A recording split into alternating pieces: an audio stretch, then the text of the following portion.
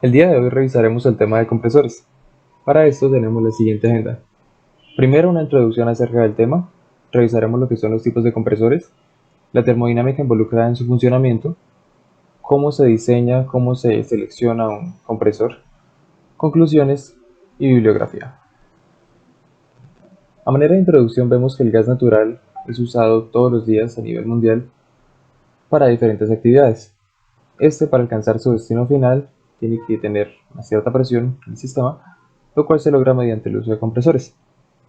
Un compresor entonces es un dispositivo mecánico que recibe un gas con una presión de entrada de succión inferior y luego lo expulsa con una presión de descarga que es mayor.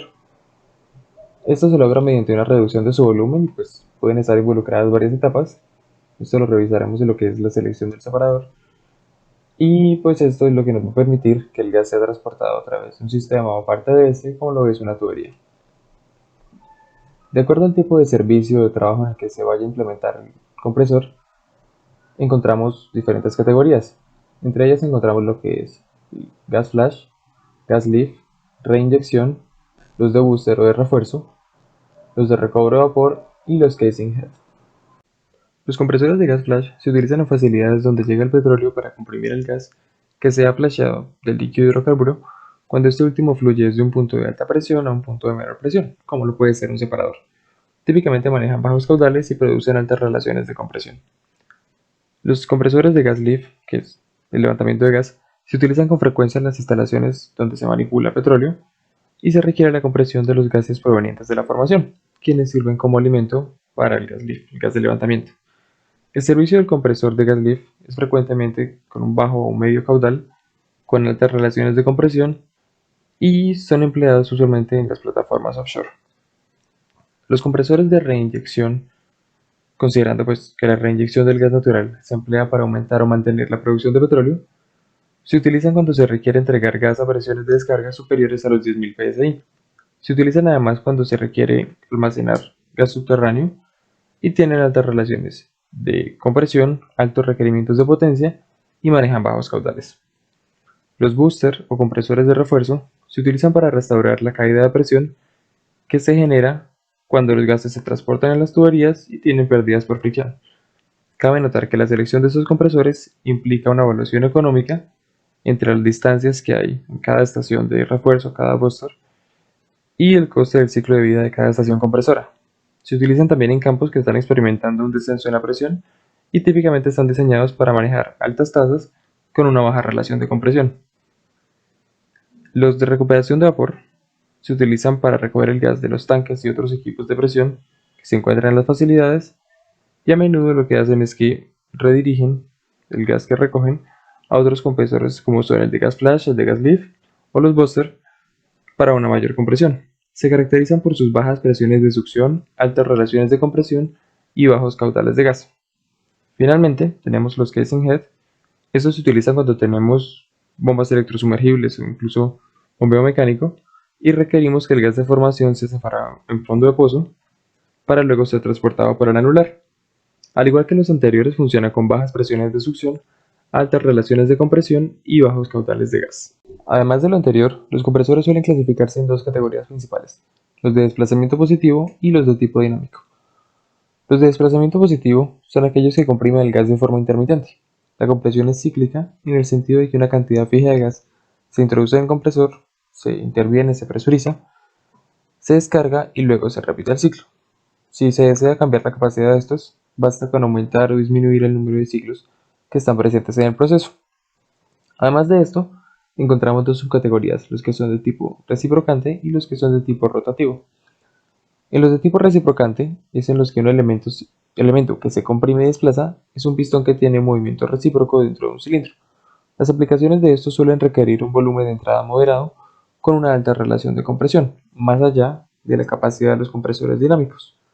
La compresión se suele realizar por etapas, de modo que queda un tiempo para refrigeración que reduce los requisitos de potencia y evita las altas temperaturas de descarga que podrían dañar los componentes presentes en el compresor. Vemos en la imagen un ejemplo de compresores de alta velocidad, la, un corte transversal. Y bueno, entonces estos de alta velocidad ¿Qué es lo que pasa? Estos típicamente corren a una velocidad de 900 a 1200 RPM y la mayoría están equipados con 2, 4 o 6 cilindros compresores. Y la ventaja de estos sobre los de baja velocidad es que pueden ser montados en patines, por lo que son algo autónomos. Tienen una instalación fácil, son baratos, al menos más que los de baja velocidad, y están disponibles en tamaños que sirven para plataformas offshore, además de pues, la parte de tierra. Los de baja velocidad, por otro lado, corren a 200 a 600 RPM. Las ventajas de estos sobre los de alta velocidad es que incluyen un menor consumo de combustible, tienen una vida útil mayor y menores costos de operación, y pues de mantenimiento incluido ahí. Sin embargo, las unidades de baja velocidad requieren de cimientos, instalaciones un poco más pesados, más complicados, que influyen también en la vibración y, digamos, por su tamaño, puede ser, representan un costo mayor, además de complicarse la instalación en la parte offshore. Miren ahora los de tipo rotativo. En estos, la compresión y el desplazamiento se ven afectados por la acción de elementos rotatorios al interior del sistema y normalmente se utilizan en sistemas de compresión de bajo costo, eh, fiables y compactos, como lo puede ser un sistema de refrigeración. En la imagen vemos un compresor de tipo veleta rotativa. Estos se encuentran en unidades tándem de 1 a 2 etapas. Su máxima presión de descarga es de 400 psi y estos requieren una entrada de un gas limpio, que puede ser un gas sucio. Requieren además entre un 5 y un 20% más de caballos de fuerza de lo que requeriría un compresor reciprocante. Por otro lado, tenemos también lo que son los de tipo, aquí están, los de tipo tornillo rotativo. Estos están disponibles también en unidades de 1 a 2 etapas. Su máxima presión de descarga es de 300 psi y también se encuentran disponibles sin lubricación para el caso del servicio de aire. Pueden manejar lo que es un gas sucio con cantidades moderadas de líquidos, no baches. Esto pues lo afectaría negativamente. No producen un flujo pulsante y a bajas presiones de descarga menores a 50 psi pueden ser incluso más eficientes que los compresores de tipo reciprocante. Tienen un tamaño compacto y no requieren de grandes cimientos, instalaciones para su funcionamiento.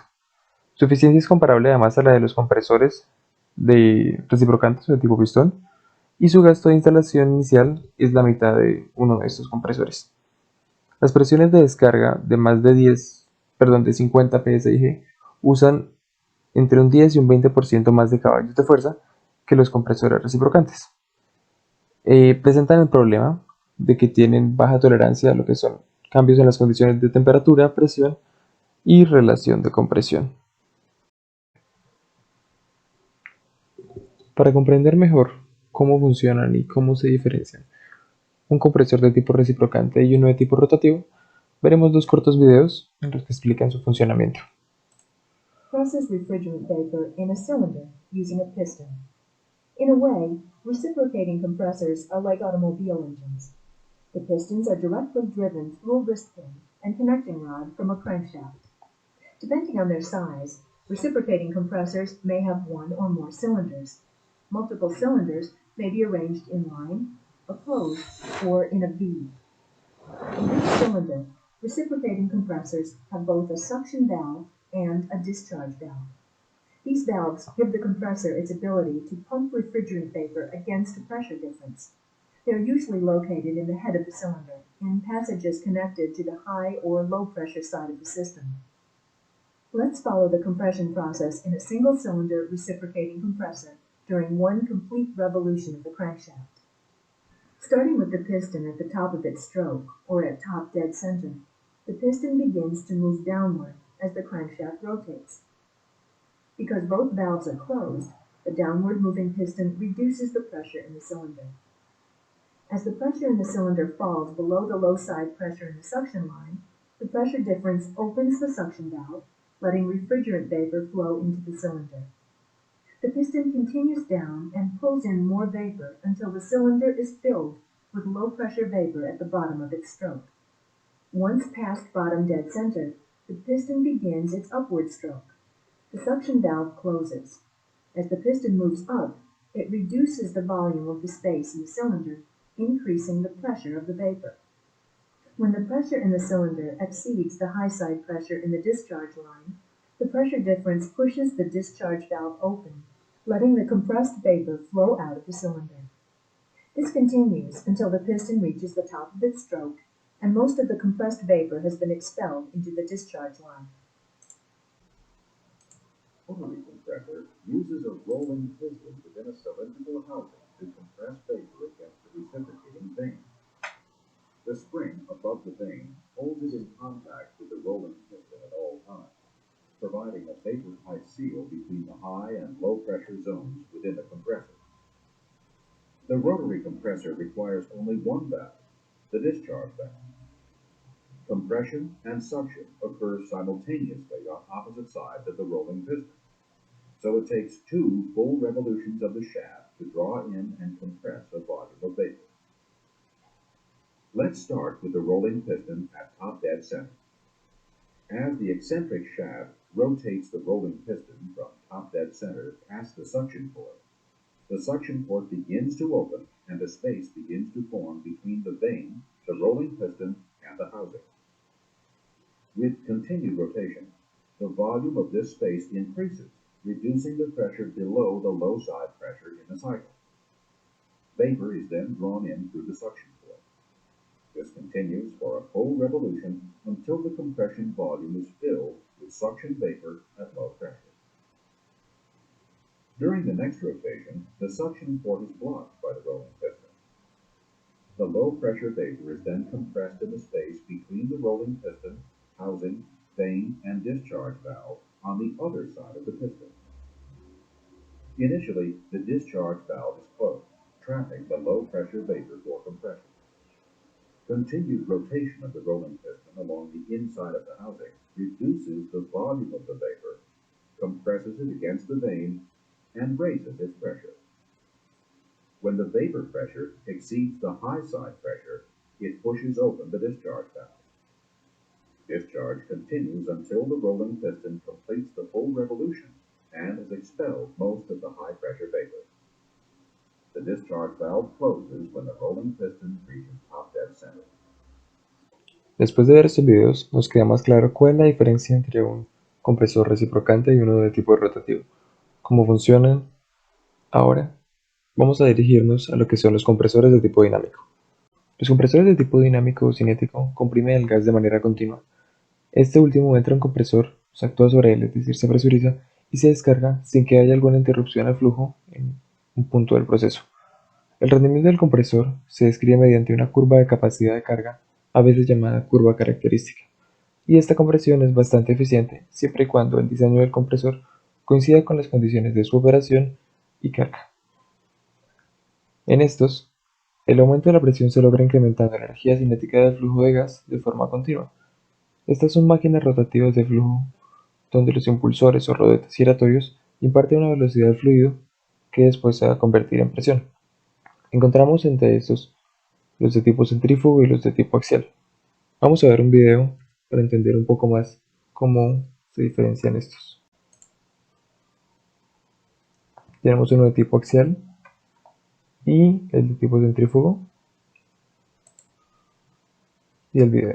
Depending on the frame size, a single axial flow compressor may have a suction capacity of up to 1.5 million cubic meters per hour and be able to compress this flow to a maximum pressure of 25 bar.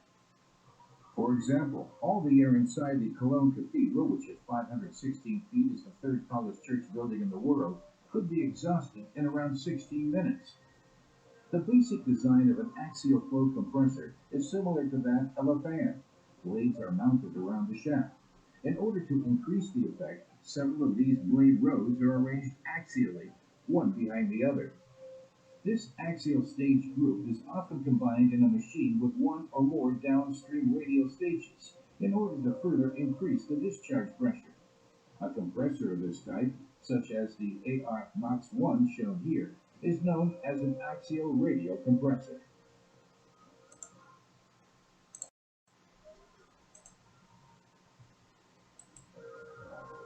The axial and the radial part are mounted on a common shaft, and the gas, normally air, flows through them in turn. An intercooler can be installed in between, which increases the efficiency of the compression process.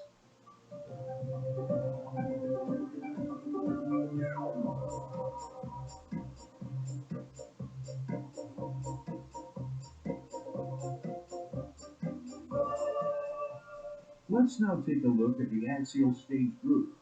As they rotate, the blades strike the gas, guiding it backwards and also compressing it. This process generates a flow along the axis. That's why the machine is called axial flow compressor. The outlet casing guides the compressed gas to the outlet nozzle. Compression raises the temperature of the gas, which in turn somewhat reduces the density and increases the volume. As the downstream compression process would require more energy, the intercooler reduces the temperature of the gas before it enters the radial part. Axial flow compressors are able to compress extremely high volume flows, but the maximum feasible pressure ratio is limited. On the contrary, centrifugal compressors can only process lower volumes, but deliver higher pressures. Since the gas in the AR Box 1 has already lost sufficient volume through compression in the axial part, the downstream radial part is perfectly suited for bringing the gas to a high discharge pressure. MAN Diesel and Turbo has been designing. Continuaremos ahora con lo que es un compresor de tipo centrífugo.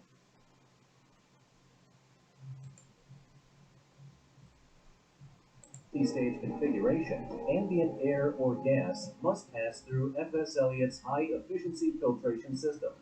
From there, an inlet guide vane automatically adjusts itself to changes in system demand, regulating the incoming low-velocity air or gas stream as it flows toward the first stage impeller with a free-swirl effect. As the low-velocity air or gas stream flows into the first stage stainless steel impeller at the inducer, centrifugal force directs its flow to the trailing edge. From there, the accelerated air or gas stream flows from the first stage impeller to a radial diffuser, which converts the air's high velocity into static pressure before the heated air enters the scroll casing. To ensure perfect aerodynamics, FS Elliott will custom design both the backward leaning impeller and radial diffuser for your specific application. With each stage of compression, the air or gas temperature rises, pressure increases, and volume decreases. In addition to the impellers and radial diffusers, the rotor assembly consists of a pinion supported by two self-centering tilting or flexure pad journal bearings. Shaft seals on the impellers prevent gearbox oil from contaminating the compression chamber. Powered by a high-speed motor, the pinions and central bowl gear are machined to AGMA quality Class 13. After passing into the scroll casing, the heated air or gas flows through the inner stage piping into the first stage intercooler, causing the moisture to condensate and separate from the lower velocity cooled air. Because FS Elliott intercoolers feature straight-through tubes, cleaning is possible, rather than costly replacement. As the air travels through the corrosion-resistant plenum, the separated condensate is removed from the compressor through a drain valve located at the bottom of the intercooler enclosure. By regulating the discharge of condensate, the drain valve increases the efficiency of the process by preventing unnecessary compressed air loss. Once the condensate is removed, the cooled air exits the intercooler and flows into the inlet duct for the next stage of compression, during which the entire process is repeated. The compressed air or gas then moves to the aftercooler, where it's cooled and any remaining moisture is removed. Vemos ahora un cuadro comparativo entre dos tipos de compresores, los centrífugos y los reciprocantes. En los primeros dos factores, lo referente a costo inicial y costos operativos excluyendo la parte de combustible, vemos que los reciprocantes tienen valores más altos, es decir, sería menos viable tomar este camino. Sin embargo, si seguimos avanzando en la tabla, vemos que el consumo de combustible y la flexibilidad hacen que los reciprocantes se vean más atractivos. Además de esto, el tiempo de vida esperado de los reciprocantes es mayor. Sin embargo, debemos destacar de los centrífugos, que requieren menor espacio, es más fácil su traslado y En caso de tener caudales bajos, su eficiencia va a ser más alta. Después de haber revisado los principales tipos de compresores, miraremos ahora lo que es la termodinámica involucrada en su funcionamiento. En la parte superior izquierda vemos una ecuación que describe el comportamiento del gas basándonos en la ley de gases ideales. Entonces tenemos una presión en PSI, caudal en pies cúbicos por minuto, ACFM, lo que es igual a una constante por un flujo másico en libras por minuto, una temperatura en Rankine, un factor Z, el factor de compresibilidad para hacer el ajuste a gases reales, y se divide sobre lo que es el peso molecular. Miremos ahora los tres ciclos termodinámicos a los que usualmente se asocia el proceso de compresión. Primero se refiere a la compresión isoentrópica. Isoentrópico significa entropía constante. Y este proceso pues, se asemeja a lo que sería un proceso diabático, pero de tipo reversible, si se quiere ver de esta manera. Se utiliza sobre todo para aproximar lo que son las unidades de desplazamiento positivo, y pues estas, digamos, se basan teóricamente en este. Se supone común para lo que son los compresores recíprocos. Tenemos entonces una presión inicial multiplicada por un volumen inicial elevado a un exponente K, que es el exponente diabático y se refiere a la relación de calores específicos, y esto es equivalente entonces a una presión final por un volumen final elevado al mismo exponente K. Ahora, para lo que corresponde a la compresión politrópica, comúnmente asumida para la parte de compresores dinámicos, encontramos que el exponente K se ha cambiado por el exponente N, referido al exponente politrópico. Este se determina experimentalmente para cada tipo de máquina y puede ser inferior o superior al exponente diabático. En lo relativo a compresores de desplazamiento positivo y dinámicos enfriados internamente, N suele tener un valor inferior al de K. Este valor N cambia durante la compresión. Se suele utilizar un valor medio o efectivo que se calcula a partir de la información experimental que se tiene del proceso. Por último, tenemos la compresión isotérmica. En este caso la temperatura se mantendría constante, sin cambios, a medida que la presión aumenta durante la compresión. Aunque es imposible construir una máquina que comprima isotérmicamente, el rendimiento isotérmico se aproxima a medida que aumenta el número de refrigeradores, intercoolers, u otros dispositivos de refrigeración en el proceso. Y aunque esta compresión no puede lograrse en la práctica, a menudo se utiliza como base para la compresión con otros procesos. Nos encontramos con que el producto de la presión inicial con el volumen inicial son equivalentes al producto de la presión final con el volumen final, sin el uso de exponentes y añadidos o coeficientes. Vemos en el recuadro azul que hablamos de un H-ISOT, es un término nuevo. Este H se va a referir a la cabeza, en inglés el término head, que se utiliza para la entrada o el input de trabajo de energía utilizado en un proceso de compresión. El ISOT se refiere al proceso isotérmico y las unidades de esta H vienen dadas en fuerza sobre masa, pero en la práctica general se asocian con la unidad de medida de pies. Vemos entonces que la cabeza teórica de un proceso isotérmico vendría dada por la expresión que está en el recuadro azul, donde tenemos un coeficiente R que se refiere a la relación de presiones multiplicada por la temperatura inicial del proceso, que a su vez multiplica el logaritmo natural de otra vez la relación de presiones. En la figura del lado izquierdo encontramos los caminos de compresión de tres procesos teóricos. Estos son el isotérmico, el isoentrópico y el politrópico. Vemos que el trabajo teórico necesario para la compresión isotérmica está descrito por el área ABEF. Para el proceso isoentrópico viene dado por el área ABDF y finalmente para el proceso politrópico está dado por el área ABCF. Vemos que el proceso isotérmico es quien tiene una menor área, menor que el isoentrópico y el politrópico, y de este modo sería el proceso, digamos que requeriría un menor trabajo para lograr la compresión. Recordemos que el proceso isotérmico es un ciclo ideal, no hay digamos algo comercial de esto. El isoentrópico lo estamos asociando más con lo que son los compresores de desplazamiento positivo y el politrópico con los compresores de tipo dinámico. Tenemos entonces un gas en unas condiciones iniciales de presión y de volumen P1 y V1 y queremos llevarlo a una condición de presión 2 que va a ser mayor a la presión inicial. Para eso es necesario añadir un trabajo o una energía al gas y que pues esto es digamos en lo que va a actuar el compresor con el head, la cabeza, digamos, de la que estábamos hablando anteriormente, que genera. Y pues cada compresor, dependiendo de la presión de entrada y de salida que tiene, es decir, de succión y descarga, hablamos de una relación de compresión. Es básicamente un número dimensional que indica la cantidad de energía necesaria para lograr la compresión de un gas y pues se usan muchas de las ecuaciones de los compresores. Vemos entonces para el proceso de compresión adiabática las siguientes ecuaciones para realizar los cálculos respectivos de los compresores. Entonces tenemos un H, un head, que ya habíamos hablado anteriormente que era un trabajo, el adiabático, que depende de variables como lo son el factor de compresibilidad Z promedio, average. Tenemos una temperatura de entrada 1, que es la temperatura de succión. Todas las temperaturas deben estar en unidades Rankine. Una S que corresponde a la gravedad específica del gas. La K es la relación de calores específicos, que lo habíamos mencionado anteriormente. Y una presión 1 y presión 2 que corresponden respectivamente a la presión de succión o entrada y la presión de descarga o de salida en unidades de PSI.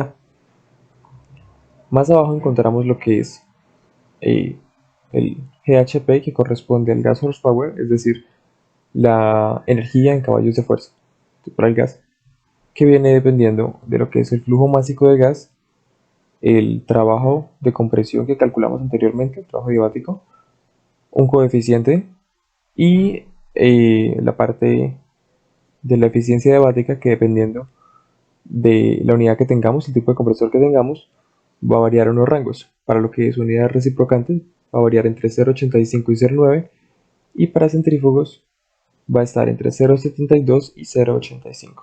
Tenemos entonces que para un proceso de compresión adiabática, el brake horsepower, lo que se refiere a potencia, en este caso por etapa, se puede calcular mediante la ecuación que se presenta en la parte superior. Esta ecuación depende de variables como lo son el factor de compresibilidad promedio, Z average, la relación de calores específicos K, las temperaturas y presiones, el caudal del gas que se va a comprimir y unos valores de eficiencias que vienen dados en ciertos rangos. Entonces vemos en el lado izquierdo se encuentran los valores para la eficiencia mecánica, dependiendo si tenemos un compresor reciprocante de alta, de baja velocidad, centrífugo, también lo que es la eficiencia adiabática y la eficiencia politrópica. Existen además algunos diagramas de propiedades termodinámicas que explican directamente las desviaciones de un gas real respecto a las relaciones ideales. Estos diagramas permiten, digamos, un cálculo más fácil de algunos valores que requerimos para la compresión. Y aquí están algunas de las ecuaciones que se utilizan. En este caso esta S corresponde a esa entropía, no es como los cálculos anteriores que era una gravedad específica. Sin embargo, esto es algo que no vamos a detallar más en la presentación. Continuando, encontramos aquí lo que es la compresión politrópica. Vemos aquí el cálculo también para el head, el trabajo del que habíamos hablado anteriormente.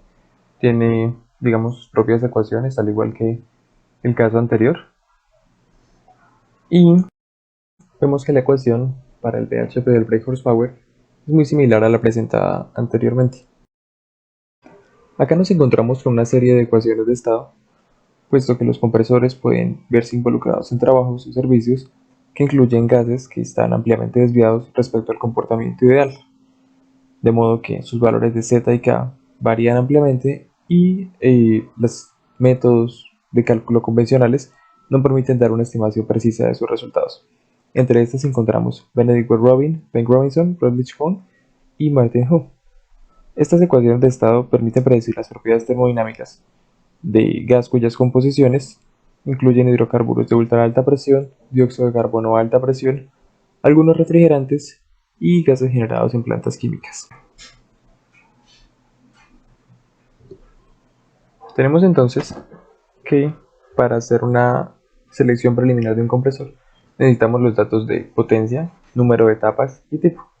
Además, de información relativa al gas como el LOS, su presión de entrada o de succión, su presión de salida o de descarga, su temperatura de succión, gravedad específica y pues claramente el caudal o el volumen de gas que se va a estar comprimiendo. Tenemos entonces para el número de etapas que, digamos, existe esta relación R, que corresponde a la relación de compresión por etapa, dependiendo de las presiones de entrada y salida del número de etapas, y oscila entre 1.2 y 5. Tener este valor alrededor de 3.5 permite limitar la temperatura de descarga de modo que el compresor o sus componentes no se vean afectados de manera negativa a largo plazo. La figura en la parte inferior representa el ahorro o la reducción en la potencia requerida al hacer un proceso de múltiples etapas. Entonces, vemos como el área en los puntos A, B, C, D representan la potencia ahorrada al agregar una segunda etapa, pues del punto A al punto D se haría un enfriamiento del gas.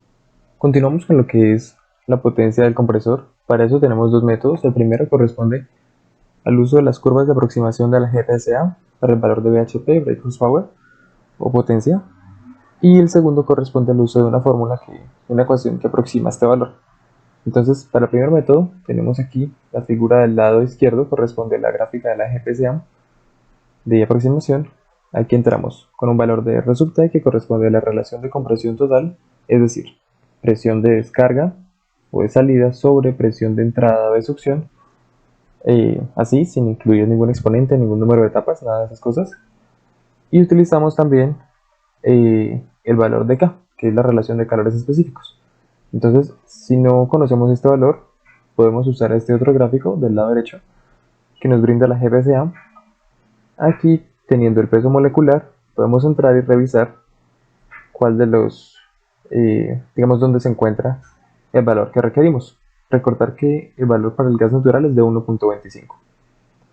Teniendo esto, vamos a la gráfica, intersectamos los valores con el número de etapas y leemos cuál es la potencia en, por millones de pies cúbicos de PI al día. Entonces, lo que pasa es que esta gráfica se encuentra para unas condiciones de presión y temperatura específicos de 14.4 psi y una temperatura de succión de 60 grados Fahrenheit. De modo que después de haber leído el valor, lo que va a seguir es hacer la corrección por presión de succión, presión de salida, temperatura de succión y las demás correcciones que apliquen. Por ejemplo, puede presentarse una corrección por altitud si estamos por encima de los 1500 pies de altitud, dadas las condiciones atmosféricas y de oxígeno. También se puede presentar una corrección por gravedad específica. Y bueno, con esto tendríamos un valor más preciso. Podemos usar además el siguiente método para determinar la potencia o PHP del compresor. Esto depende del número de etapas n, un factor F asociado a la caída de presión correspondiente al número de etapas, R que es la relación de compresión y el caudal de gas que está involucrado en el proceso. Debemos tener presente que R debe tener un valor menor o igual a 3.5 con el fin de evitar problemas por temperatura. Por último, para seleccionar el tipo de compresor debemos tener en cuenta variables como lo son la relación de compresión que necesitamos en el servicio, el caudal que se va a manejar, la potencia necesaria, la disponibilidad de repuestos, entre otros. La tabla que se presenta del lado derecho brinda un rango de compresores con comportamientos típicos para poder tener una idea de cuál se debe elegir. Asimismo, existen gráficos como el siguiente, donde entrando con el caudal y la presión de descarga, podemos hallarnos en un rango de compresores a utilizar. Esto no reemplaza el criterio de ingeniería, pero es un muy buen soporte. Vemos además que hay unas consideraciones extra asociadas con lo que es la tubería, que debe ser al menos de 2 pulgadas para la conducción de gas. Deben estar dispuestas de manera que el compresor sea accesible desde todos los lados para su mantenimiento. Los tubos de escape del motor o de la turbina deben estar aislados. Vemos también lo que es las pérdidas de presión entre etapas. En la industria es estándar asumir que habrá una pérdida del 3%. Y las condiciones especiales del proceso y también asociadas a la seguridad del mismo. Vemos a continuación un diagrama donde se presenta el proceso de un compresor reciprocante de 3 etapas. Vemos que por la parte acá donde dice succión es por donde ingresa el gas inicialmente, que hay una válvula de entrada, asimismo aquí hay una válvula de salida para para minimizar el flujo de retorno, y pues está la parte de la descarga. El flujo entra entonces en una primera etapa, incluso acá encontramos que hay un líquido pues, que se remueve, empieza a circular, pasa a la segunda y una parte continúa a la tercera y lo demás digamos se va reciclando en el proceso. Además de lo anterior, se deben tener presentes ciertas consideraciones de diseño como lo son la resistencia del sistema, el rendimiento característico de acuerdo al tipo de compresor, el análisis de los gases que estarán fluyendo por este y las condiciones o requerimientos especiales del sitio y del servicio, los cuales suelen imponer algunas restricciones. Respecto al primero, vemos que se puede dibujar una curva de resistencia del sistema después de determinar con precisión el perfil de presión y esta pues va a trazar la presión o altura de descarga del sistema frente al flujo volumétrico de entrada, reflejando además las pérdidas de fricción por todo el sistema de tuberías. Cada punto de la curva muestra la altura o presión necesaria para entregar una cantidad de flujo a través del sistema de tuberías. La resistencia del sistema con la que se encuentra un compresor puede variar desde una presión de descarga constante, como lo vemos en la tipo 1 para gas lift, inyección de gas, refrigeración, entre otros, hasta tener una relación más variable, como la tipo 2 y la tipo 3. Vemos que en esta última predomina lo que es la fricción. Condiciones climáticas. Las condiciones climáticas juegan un papel importante en las aplicaciones de los compresores. Los compresores normalmente están presentes en un recinto climatizado, en climas fríos y a veces encerrado en climas templados. Si la temperatura ambiente es de 20 grados Fahrenheit, es decir, 29 grados centígrados o menos, se debe tener en cuenta algunas restricciones ambientales sobre el ruido y las emisiones. También la clasificación del área para los dispositivos electrónicos y cualquier riesgo especial de seguridad debe ser revisado.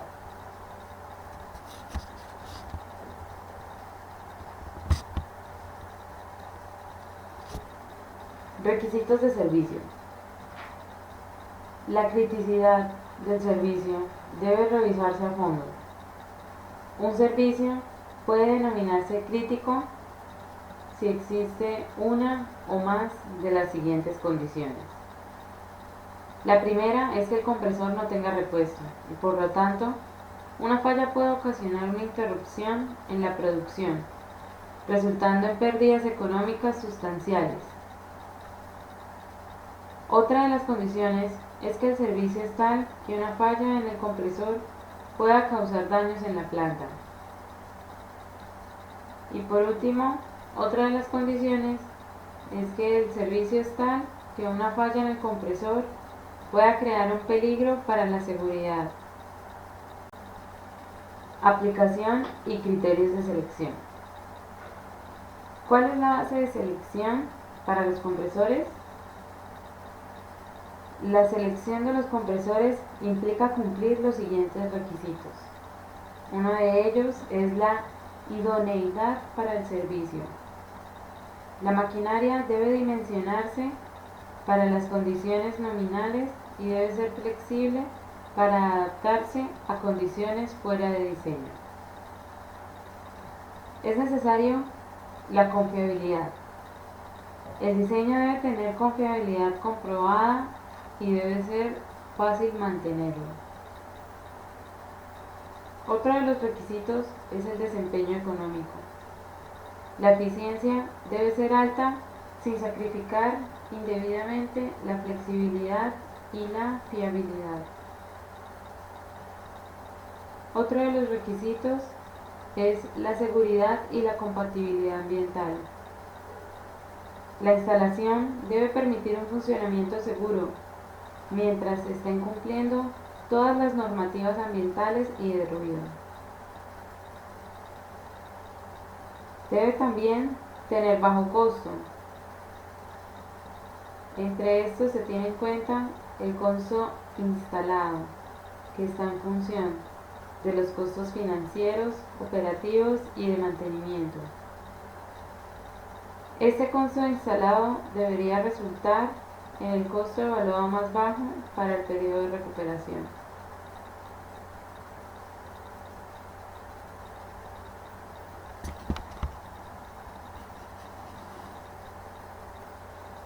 Esta es una tabla guía de selección que no es común, pero ha tenido éxito en alguna aplicación para gas y evalúa varios tipos de compresores, entre estos el axial, el centrífugo, el recíproco y el rotario, y otras características que son importantes en el compresor, tales como los costos de mantenimiento, la presión de descarga, el ruido, entre otros.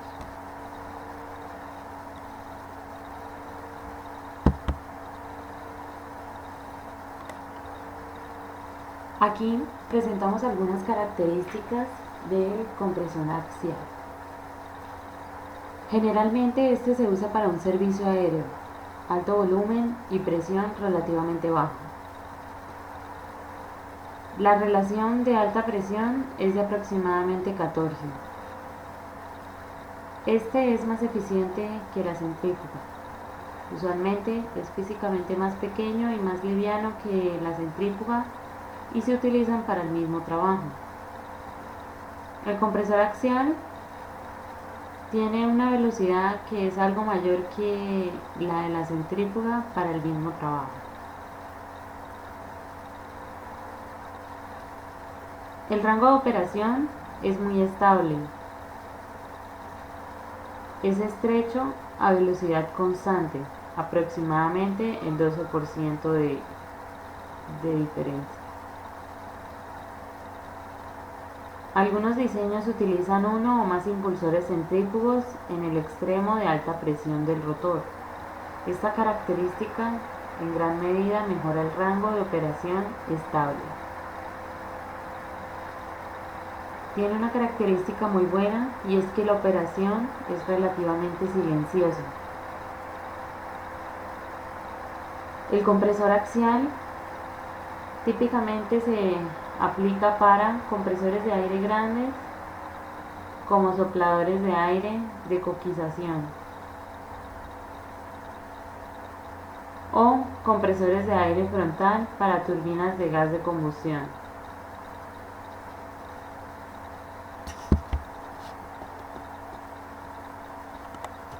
Estas son las características del compresor centrífugo. Es un tipo de compresor más versátil, con una amplia gama de aplicaciones. Cada carcasa de baja presión puede tener hasta 3 pares de boquillas intermedias, 8 boquillas en total, para conectar intercoolers. Esto significa que una carcasa puede tener hasta 4 secciones de compresión, pero generalmente solo se utilizan 3 secciones por carcasa. Tenga en cuenta que solo se requiere una boquilla intermedia para introducir o extraer cada lado de la corriente. Algunos compresores de refrigeración tienen hasta 3 corrientes laterales. La eficiencia politrópica varía ampliamente de aproximadamente 60 a un 80%, que es muy alto.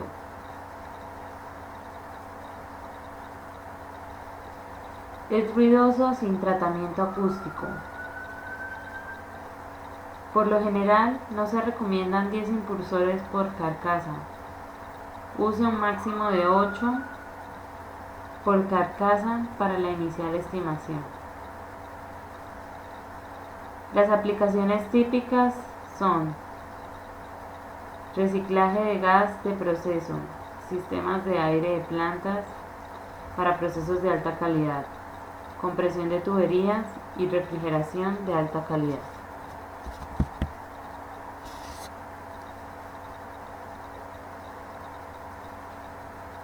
Para el compresor reciprocante tenemos características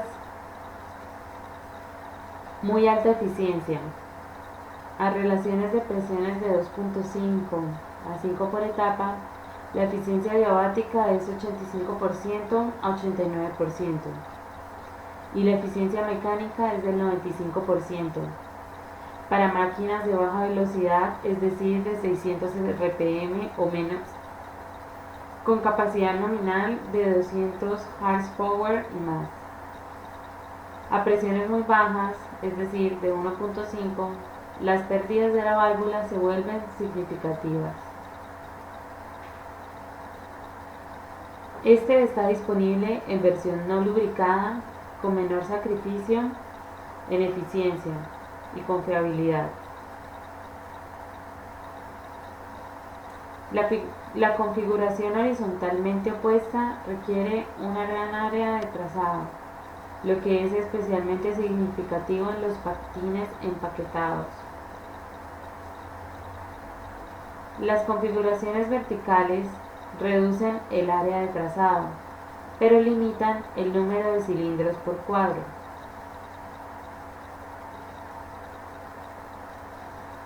Puede evitar la descarga de nuevo a la succión para un mayor control de la capacidad. Es un pequeño instrumento de compresión de aire, de refrigeración.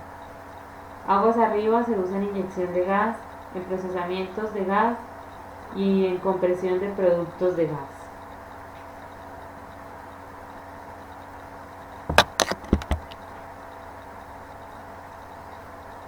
Análisis de selección.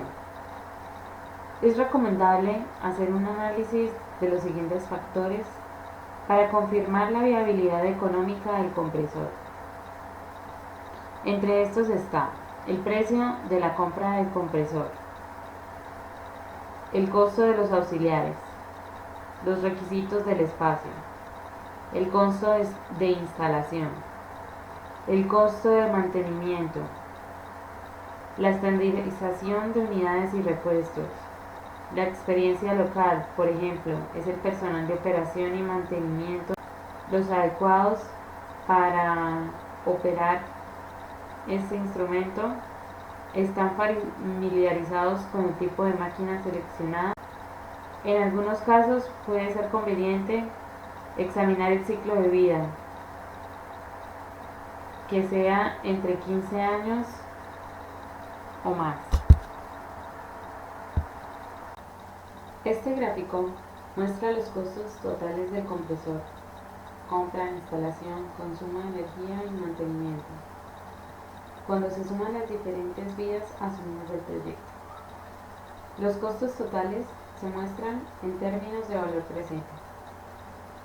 Esta es la cantidad que se necesitaría por adelantado para pagar todos los costos durante la vida del proyecto, suponiendo que el dinero se agravó al costo del capital, es decir, al 10%, y se gastó para pagar los costos respectivos. Este gráfico muestra que el compresor alternativo cuesta más inicialmente, pero cuando considera el consumo de energía en el futuro, el compresor de tornillo realmente costará mucho más. Esto se debe a que el reciprocador es más eficiente y costará menos energía a lo largo de los años.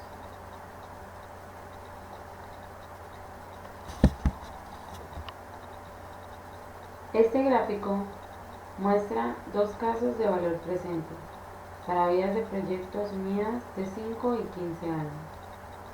Este gráfico muestra para el caso de los 5 años que los costos instalados son una parte menor del gasto total del compresor, incluso con una vida de proyecto muy corta, que es de 5 años. En el segundo caso, para los 15 años, el compresor alternativo se vuelve más atractivo a medida que se asume una vida útil más larga del proyecto. Esto se debe a que la mayor eficiencia del reciprocador se amortiza en el consumo de energía durante la vida operativa del compresor, a pesar de que tenga un gasto de mantenimiento típicamente mayor. Para proporcionar más información sobre los tamaños físicos de los distintos tipos de compresores, aquí se tiene una comparación entre un compresor axial y un compresor centrífugo. Adicional, se muestran costos unitarios o tendencias particulares para compresores de aire o compresores para otros gases. El único propósito es demostrar la necesidad mediante un análisis económico. El packing es una técnica utilizada para minimizar el tiempo de construcción y los costos de mano de obra en el sitio de instalación. Consiste en colocar el compresor, el controlador, los auxiliares y el control en uno o más patines. La tubería, los tubos y el cableado están enrutados entre un número mínimo de puntos terminales en el perímetro del patín. Los puntos terminales facilitan la conexión del paquete al sistema en el lugar de trabajo. El tamaño y la complejidad del equipo de packing varían desde un simple compresor de aire de paquete de unos pocos cientos de caballos de fuerza a un paquete grande y complicado que tiene un compresor de gas accionado por una gran turbina de gas de accionamiento mecánico. Cuando el packing se aplica a gran escala a un proyecto importante, se conoce el concepto como modularización o construcción modular. Este enfoque tiene una aplicación particular para proyectos en áreas remotas donde la disponibilidad de mano de obra calificada es baja o costosa y también difícil de implementar.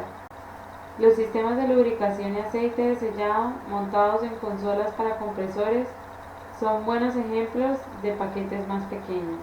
En estas figuras se enumeran algunos pesos y dimensiones de estimaciones para compresores recíprocos con y sin enfriadores, con varios controladores.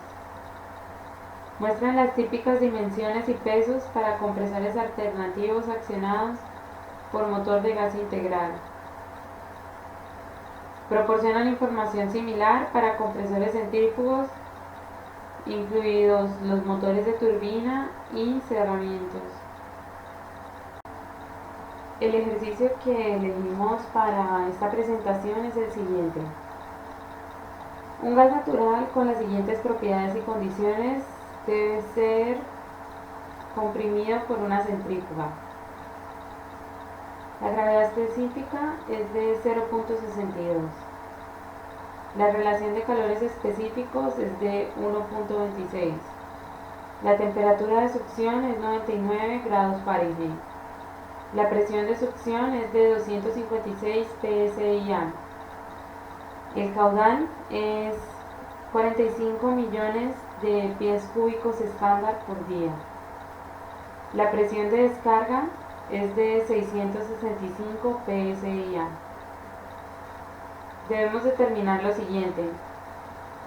Primero, la relación de compresión. Siguiente, la temperatura de descarga. La cabeza politrópica. El caudal en condiciones de succión en unidades de pies cúbicos reales por minuto. La potencia requerida para comprimir este gas, suponiendo un 75% de eficiencia adiabática y un 95% de eficiencia mecánica. La potencia requerida utilizando la fórmula de potencia aproximada. Y por último, nuevamente hallamos la potencia requerida, pero utilizando la curva de la GPSA. En el primer ítem, para hallar la relación de compresión, recordemos que el número de etapas está estrictamente relacionado con la temperatura de descarga del gas, y esto a su vez es la mayor limitación de un compresor. En este caso se asume una etapa y hallamos el radio, la relación de compresión con la ecuación correspondiente. Esta está en función del número de etapas, de la presión de descarga y de la presión de succión. Continuamos con la temperatura de descarga. Para esto necesitamos los valores de temperatura de succión y las presiones de descarga y de succión. encontramos dos nuevas variables que son el exponente adiabático identificado por la variable K y la eficiencia politrófica identificada con la variable N sub P. Podemos observar también que para la temperatura de succión sumamos 460 para convertir esta temperatura a grados Rankine. En el tercer ítem, para determinar la cabeza politrófica, se requiere determinar los factores de compresibilidad a condiciones de succión y de descarga. Para esto, hacemos un promedio de los valores encontrados en las curvas de compresibilidad para una gravedad específica entre 0.6 y 0.65. Para este ejercicio utilizamos 0.62, que es el promedio, y hallamos la cabeza politrófica.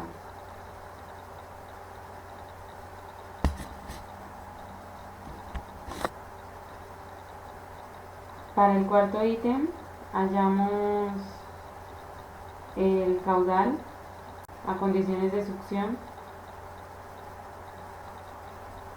Este caudal tiene unidades de pies cúbicos por minuto actuales. Para el quinto ítem hallamos la potencia requerida para comprimir este gas, suponiendo un 75% de eficiencia adiabática y un 95% de eficiencia mecánica. Para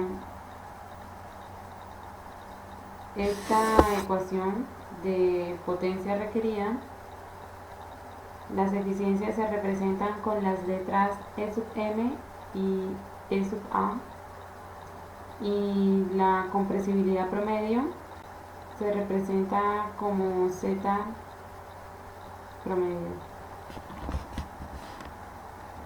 Para el sexto ítem, la potencia requerida se halla mediante la ecuación aproximada y se tiene en cuenta la relación de compresión, el número de etapas y el caudal de gas. Finalmente se halla nuevamente la potencia, pero esta vez por la curva de aproximación de la GPSA,